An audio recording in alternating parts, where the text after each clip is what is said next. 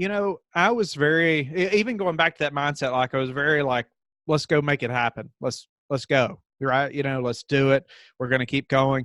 And I would say initially I jumped in too quick. I wasn't educated enough, and so, I was like, I can make this happen. And I did make it happen. We closed on a couple triplexes and I would say it didn't go as planned, not everything anyway, or there wasn't enough planning, Right. beforehand, just due diligence and numerous things that I didn't understand about the market. And there's so many things there that we learned the hard way. But so educating myself was crucial, and obviously after that, I got an education, Thanks all but for not the tuning way in I to expected. Dreamcatchers, where we make things happen. Dreamcatchers was formally launched to unlock the hidden potential in successful, self-motivated individuals who desire to take their life's work to the next level but need support to evolve. We are a collective group of professionals with various backgrounds that use our talents to assist those individuals in realizing their wildest dreams by providing education, inspiration, and direction. This podcast is where we share the lessons we've learned along the way to catching our dreams and give you some context around the how and the why to each approach to put you further ahead on the journey to catching your dreams. Are you ready? Hey, everybody, and welcome to the Dreamcatchers podcast. I'm your host, Jerome, and I've got Whitney Sewell with me today. If you guys have been following Dreamcatchers, you'll know that Whitney interviewed me a few months ago, and I reached out to him after hearing him on the Target Insight Markets podcast and said, I'd like to be able to share your story. Whitney, how are you today? Doing great. Doing great. It's been a pleasure to get to know you a little bit, Drone, and appreciate you having me on the show. Man, it's so good to have you here. So before we started recording, you mentioned that you were down in Dallas over the weekend. Anything exciting happening down there that you want to share with the listeners? And then can we? Sure. Yeah, there's numerous things we can talk about just that trip alone, and I love talking about just being very purposeful with my time while I'm traveling and going to a place like that, and so there is a big reason we were down there, but while I'm there, I'm going to try to optimize that time and maximize every opportunity, because I don't consider it a vacation when all the family's back at home and my wife's holding down the fort, right, all by herself, and so I want to Right. make that time as productive as possible. So a little something that I do every time I'm going to go to an event or that I'm going to go to another city for whatever it may be, I'm going to find out, do I have investors in that town?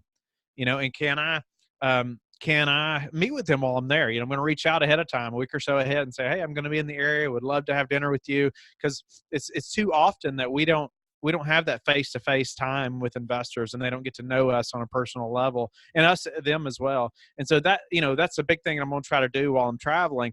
And then also other operators, other people in the business that can add value to me and I can add value to them in some way, and get to connect. And so I'm going to be proactive and reaching out, say I'm going to be in the area this time. Here's some time I'm going to be having meetings. I'd love to get together for coffee or a meal, something like that. And so I did that. But the big reason we were down there was for a personal investor event.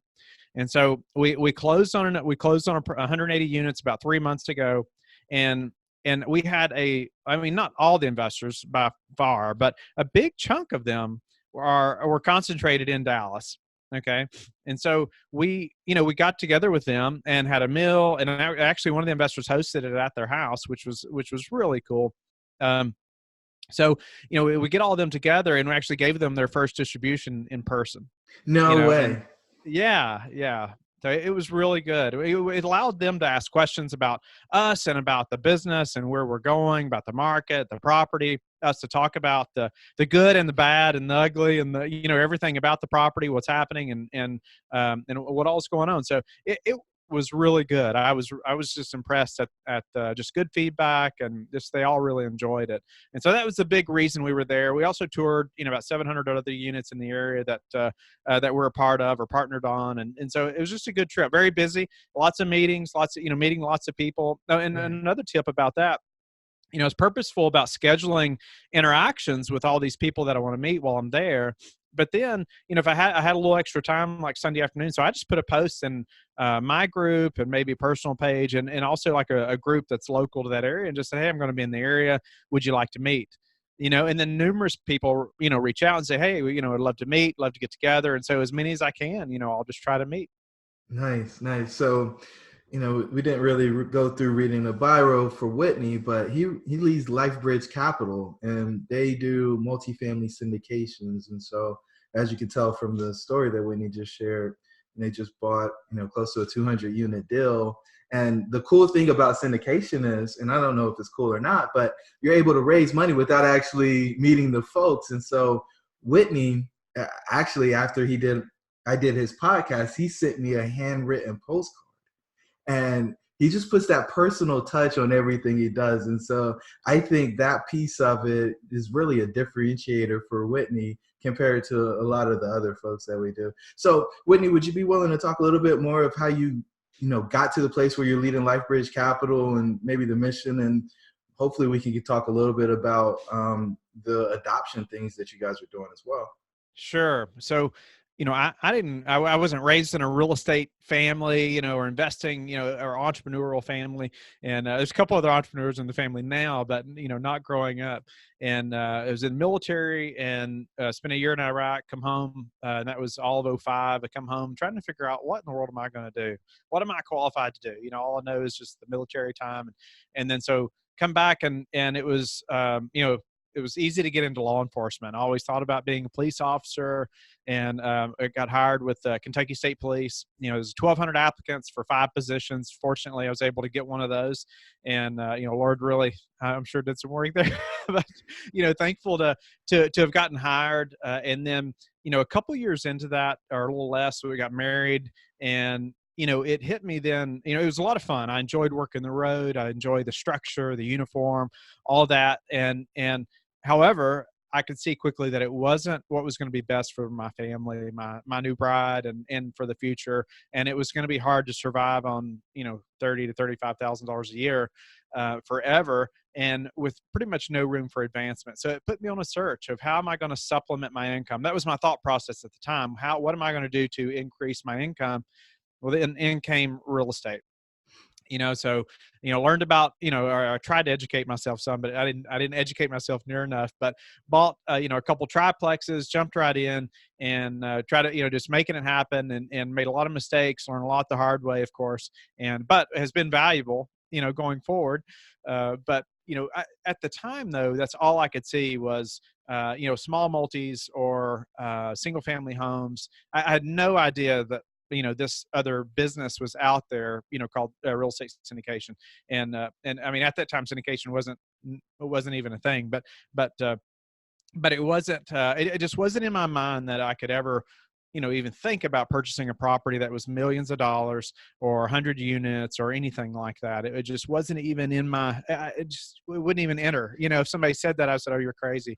However, so, many years went by, went from state police to became a federal agent. And, that was a big step up. Most law enforcement dream of going federal. So that was good. It made us move to Virginia, but it's still, the JOB still, I still wanted to pursue the entrepreneurial, the real estate investing and all that. And so, but still small multis, up to like a 15 unit, which I still have. But it was just going to be hard to scale. Right. And so in came the syndication business. And the more I learned about that, I can't remember how I was exposed to that, probably through a podcast, but it just made sense, right? I mean, it just made sense to me because I enjoy building teams and working with professionals as opposed to looking for more tenants and toilets and self-managing and things like that. It just, I was like, okay, I can see building this business. And so at the same time, my wife and I were going through our 3rd adoption process. And if you don't know about adoption or adopting a child, it can be anywhere from $40,000 to $60,000, which is a whole nother subject of, it's just crazy that it's so expensive. However, the child's very worth it. The whole, it's a major roller coaster, but it's very well worth it. So we wanted to keep adopting. We wanted to be able to help other people adopt. And because often we help people through the process, or we talk about our experience, they have questions, and the big question is, what's it going to cost me? And so when we say that number, 40 to 60,000, it's, they're like, Whitney, that's more than I make in a year. And so that's where we want to be able to come alongside and say, we want to be able to help you financially, to be able to adopt a child, bring a child home into your family, and really help you to commit to making it happen. The Lord provided in just massive ways for our adoption in ways we didn't even see coming. I mean, just all 3 times, and so, yeah, why we still question if he's faithful, I have no idea, but we do. So, but he was very faithful in providing for us, and we want to move forward and helping other people in the same way. And we do that through being able to scale the real estate syndication business. And so, and that's why, at that same time I said, okay, I can scale this business and we can have more income, obviously, so we can continue to adopt, but also so we can help others. Nice. Wow. So you talked about a few different moves. You talked about some job changes. You talked about adoption. If you had to pick 3 defining moments over the course of your life, what would they be? Oh, man. 3 defining moments. Let's see. I know there were major defining moments while I was young, growing up. I know there were times with obviously our parents, or going through divorce, my parents, things like that. Like those are defining moments that shape you, right? Like, some difficult times, right? But more recently, I would say spending a year in Iraq was a major defining moment. And, even some, events that took place there are major defining moments, that will, be with me forever. Even before that, I would say boot camp, was a defining moment, just teaching you so much about yourself that you don't know, that you can really push through lots of things that your mind will first say that you can't do. And being able to understand how to overcome things. And I like to tell the story too about, I remember the last week of boot camp, and they try to push you through about 3 to 4 days when you're going on almost no sleep. You're carrying all your gear, like 15 to 20 miles out at a ruck march, all your stuff, and they just keep you awake, keep you going, you're so exhausted, right? Through the night, there's like, you think you're getting shot at, all kinds of stuff going on, and they're just doing this to really teach you, what you can push through and what you can accomplish. And so, but on the way back, we're marching up the road, and, the 15 or 20 mile, march back, we're still carrying all our stuff. We're filthy. We're so exhausted. And I remember the time when there's a Humvee coming up the road, and there's 2 lines of us going up both sides of the road, and there's a Humvee that slowly goes up the middle. And I know they do this on purpose, but in the back of that Humvee are guys who have quit, who have said, I'm done with this. I can't make it. And so, I remember that, and remember making that decision. I'm not going to quit. I can make this. I can keep going. I'm not riding in that truck, on the way back. And so that, that's a big defining moment where, made that decision that that's not going to be me. I am going to make it. I am going to do it. And that's paid dividends forward, whether it's when, in Iraq, when numerous things happen, obviously when you're at war, but that you have to make that decision that you're going to keep going forward. And in a situation like that, it affects not only your life, but many others' lives as well. And then obviously in law enforcement, police academy, all those things, many defining moments that, have helped shape me to have just a stronger mindset, a more willingness to push forward, and more structure. And those are, I guess that's 3 things, so those are probably, some major things that are that have helped define me and helped me to even be a more successful entrepreneur in big ways. Yeah, I mean, I think the resiliency is the difference maker. Resiliency, perseverance, whatever word you want to use there. If you can outlast the other guy, then you're kind of guaranteed success because you're the last one standing. And I mean, so were you into the military right out of high school, or did you go to college? Like, how'd you end up, going to boot camp? Yeah, so I went to boot camp like probably a week after I graduated high school. I mean, it was really quick. And, so I joined the Guard, the National Guard. It was before 9/11 as well. I mean, that's when you thought, we're never going to war, right? And then, I mean, it was like, so yeah, I joined my junior year. And then it was it wasn't like it was probably 6 months later that 9/11 happened.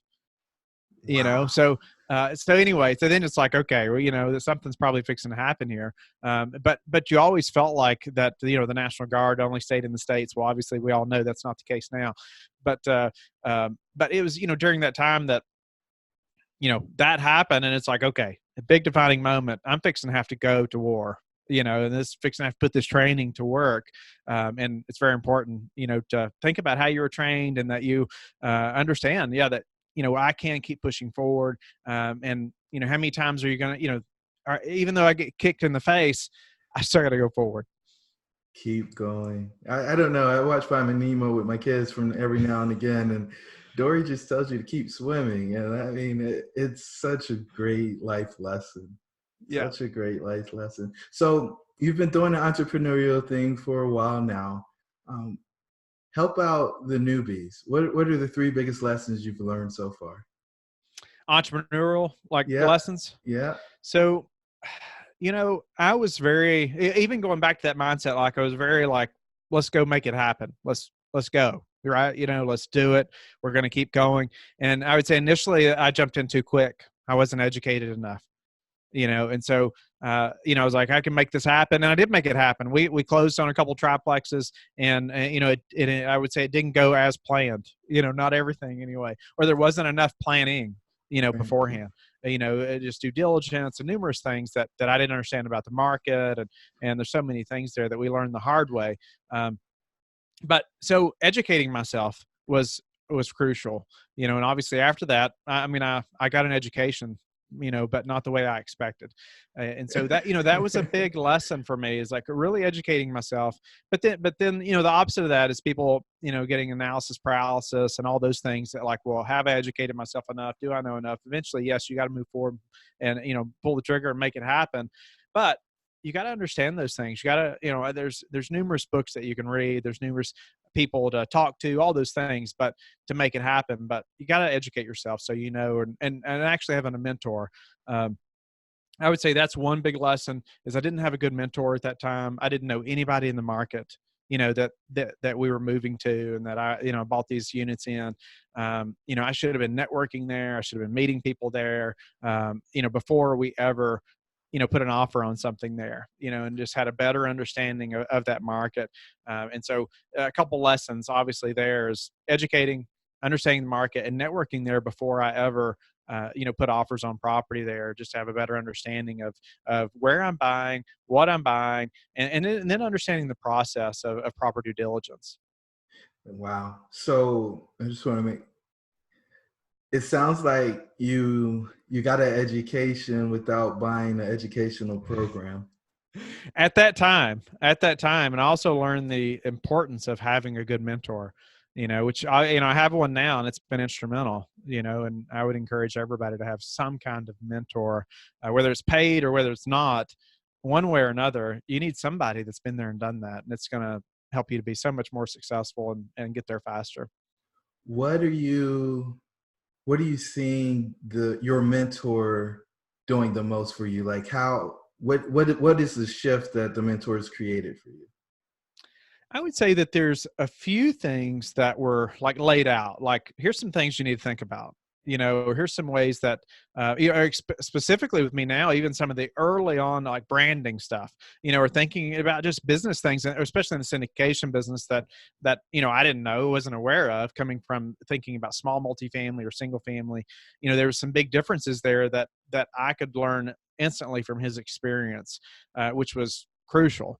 But then just the branding process and some of those things that he was really good at, to help me get started. But then also just that he's so much further ahead, it just gave me more confidence, right? That I can ask him these questions, and I can send him an email or a text and just say, hey, you know, have you run into this before? What is this? And, you know, getting that response from experience makes a big difference, as opposed to not having anybody that you know of that you can ask these questions of. Because, you know, things are going to come up, right, that you have not seen before, like almost every deal, right? You know, I mean, there's something new that we're learning, you know, every deal. There's things that you cannot account for.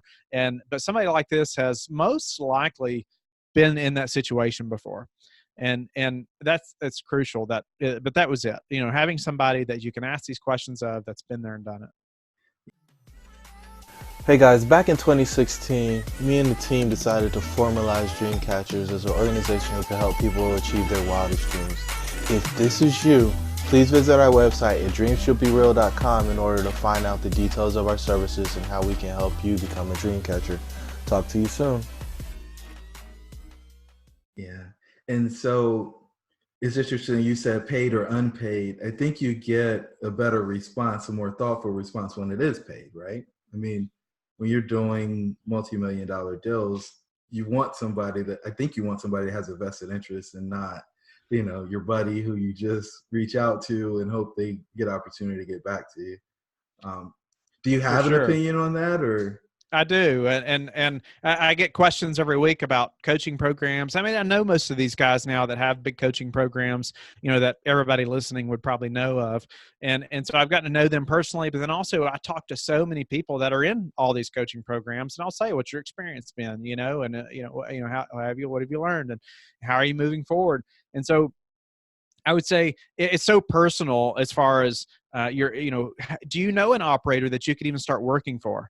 Like, are you in a position where maybe you're not married, no kids, and you could just, offer to work for free? Like, it's going to put you so much further ahead if you could just work for a very experienced operator for a year, provide as much value as possible, even if you're having to work part-time at nights and weekends to make it happen.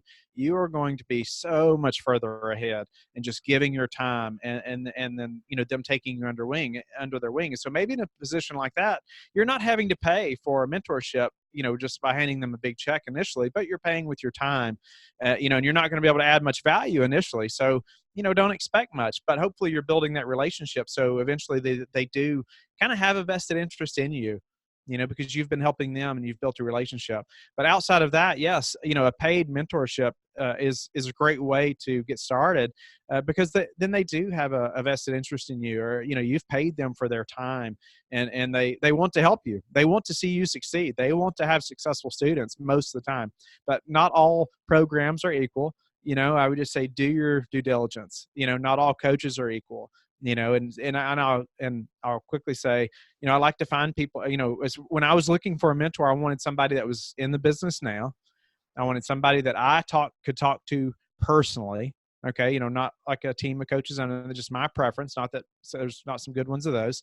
And I wanted a program that wasn't just like a year long and then it's over with, or 6 months and it's over with, and now I got to hand over another 10 to 20,000 or whatever it may be. So just a few things that I took into account, and I wanted to talk to the coach, the person personally, before I made that decision, because I just feel like your gut's going to tell you a lot when you're having that conversation with them. And It Right. did me. And the more I've gotten to know these people, I feel like I made a good decision. Awesome. Awesome. Awesome. So when you think about life right now, what's most important to you? Hmm. The most important thing is that we're serving the Lord in our family and personally, and because that affects everything we're doing in our family and in our business. I would say that's first and foremost. We just brought our third child home, our daughter home. She's 2 months old, and so that's obviously, changed the way our household in a big way. And so my children and wife are then, probably the second most important, right behind just our relationship with the Lord. And then this business, and that it is moving forward, that we are just showing that we are as honest and integrous as possible, and just that you can see that in our business, and that we're moving forward as fast as we can, but as conservative and safe as we can as well. Wow. So that part, I think, is an interesting balance, right? Moving with purpose, moving with intention, but not making sure that you go too fast. How are you finding the balance? Is that conversations with the mentor? Is that just wisdom from the lessons learned when you jumped out into the triplexes and so on, without anybody kind of peeking over your shoulder? What's guiding that for you? That we don't move too fast, or Yep. that we're conservative. Yeah. So there's numerous things. And I would say a big part of that is network, my network, and people that I know in the industry now, and being able to, whether it's we're looking at a property or submitting LOIs or whatever that may be, or underwriting or assumptions, all those things that we take into account when we say we're being conservative, is, knowing people that are in the market, having a coach or mentor that's been there and done that, and just other teammates or other people that are on the team that are experienced, and really talking through these things, saying, is this the best move? Is this the best investment? Whether it's, a software that we're looking to purchase or whether it's the next property that we're looking to purchase. I think it's a team sport. It's a team effort. And that has helped move us faster. And being able to delegate, obviously, hand off things and trust, whether it's my assistant or numerous assistants to do their job and specific tasks, or whether it's another teammate who's, at the same level as me, but we have different roles, and that's helped us to, specialize in the business, in our lane, in our business, but not to be so overwhelmed with just all the tasks that have to be done in this business, and so we can be more conservative, but we can move faster because we have a bigger team. Yeah, it's interesting. You said all of the things we have to do in this business because you also have a daily podcast. So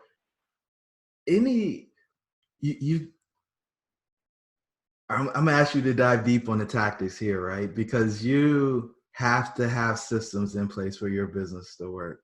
So how did you cultivate that? Is it because of the rigor of military and law enforcement, or was this kind of a shock to your system when you got into, the entrepreneurial space and becoming a thought leader and that type of stuff? So, and you're referring to podcasts and creating all that, making all that happen. Yeah. So I would say it was a shock to the system, but it was, I guess I'm more systems oriented, like, what's it going to take to make this happen? If is it a repeatable task? Who specializes in this part of it? Is there somebody that can do numerous parts, or is this a specialized thing? And initially, deciding to do a daily show obviously has been a massive undertaking, to say the least. It's just a lot of work, but also I'll say I've never edited the first show. I've never edited the first audio or video, and I think taking on a larger task, though, I knew that I wouldn't be able to do that. And so if I had been doing a weekly show, like personally, I know, like, I would have been trying to do everything. It wouldn't have been done as well, and I wouldn't. I mean, I may have even quit, because I would have gotten behind. It just wouldn't have worked. And so it helped me to know that, okay, the task is so large. I have to build a team. I have to have a few experts that know what they're doing. And so initially I built a team I had 4 virtual assistants that were doing something every day for the show. And then a couple that were like on standby that would also do some of those roles as needed. And so, just built a team and hired people that were specialists in certain things or specific tasks that I needed done. And then just built a flow, of what needed to happen. And so, a big shared document, everybody knew their role, knew their task. And that's how we got it done. And then, lots of things have stemmed from that now, after we've done this enough times, hundreds and hundreds of times now. So, it's more of an old machine now, right? I mean, there's still obviously stuff that happens that we have to overcome, but it's not as big a deal. And you're able to focus on what you're good at, which is, interviewing the guests and being the face of the organization. That's right. So Whitney, what gift are you giving the world? What gifts am I giving the world? One, I want to share Christ with people, and just his love for them. And I think that would be the first gift. Second, my wife and I, like we mentioned, are passionate about adoption and helping families adopt children. And we want to continue to adopt. And so we've committed, in a big way to helping these families, just from our business, helping families adopt children and see that there is light there, that they can do it, they can make it happen. And we'd love to see lots of families be able to adopt that maybe think now that they can't. And so that's our big give back. Obviously, we give in lots of other ways, but that's a big desire of ours, to continue adopting and helping others adopt as well. Okay, so what dream are you focused on catching next? This is a Dream Catchers podcast. What are you working on accomplishing? What's the next big thing? It's hard not to just get in that mindset, deal by deal thing. Like, where's the next deal, right? Where's that next property? Because it's like the next one's the next dream, kind of. Right. Outside of that, it is like getting our nonprofit rolling, for the adoption stuff. Because that's just a big part of our business as well. It's and kind of like the left hand of the business. It's a big part of who we are, and it just represents what we're about. And so I think, the dream at the moment, outside of finding the next deal and growing that business, is the nonprofit side. Nice. So I've got 2 more questions. And before I do that, if people want to get in contact with you and find out more about you or LifeBridge, what's the best way for them to do that? LifeBridgeCapital.com. They can email me, Whitney@LifeBridgeCapital.com. They can also call or text 540-5854-338. I love it when people put their full cell out there. That's awesome, man. Give me a call. So the last 2 questions. First one, what are you most grateful for? The Lord, what he's done for me, and by far my salvation, and then for my wife and children, of course, would be what I'm most grateful for. Great. And what is the one thing you want people to take away from this conversation? If they didn't hear anything else, what's the big takeaway for you? I think personally, having some type of way that you are giving back in a big way, and it's it's bigger than just giving back, and it helps other people to see a different side of you than just business and real estate and things like that. But I guess per our conversation, I would say have a mentor. Find somebody that's going to mentor you in this business, and it's going to help you to keep from making some of those mistakes that I made early on, and help you to get there faster, give you more confidence as well.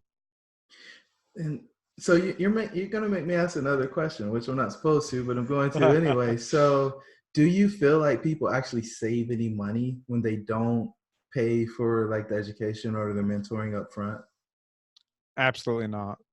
Absolutely not. I mean, because it's going to take so much longer. What kind of value do you put on your time? If it takes you, another year to actually get into that first deal, when you may have done it in 6 months, with a mentor or with somebody that's helping you. It's definitely money well spent, but you still have to do your due diligence, on that program, on that coach, all those things. But once you know who that is, it's money well spent. I agree with you 3,000%. Whitney, thank you for being on the show. Deeply appreciate your service to the country, both internationally and domestically. Hey guys, if you made it to this part of the podcast, you really like what you heard, so do us a favor and give us a rating, review, and share with one person who absolutely needs to hear this story. Thanks again, Whitney. We'll talk soon. My pleasure. Thank you, Jerome.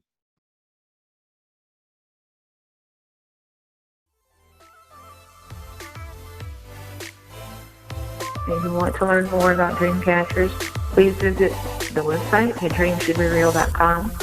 If you can think of someone who would benefit from these types of opportunities and are willing to share what we're doing with them, we would greatly appreciate it.